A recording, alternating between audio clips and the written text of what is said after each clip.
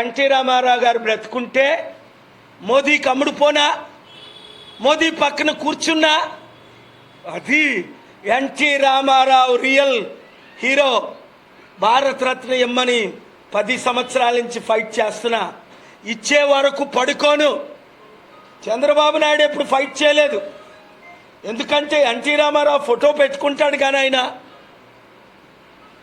NT రామారావుకు వెన్నుపోటు పొడిచింది ఎవరు? NT రామారావును ముఖ్యమంత్రిగా తీసేసి ముఖ్యమంత్రి అయింది ఎవరు? చంద్రబాబు నాయుడు కాదా?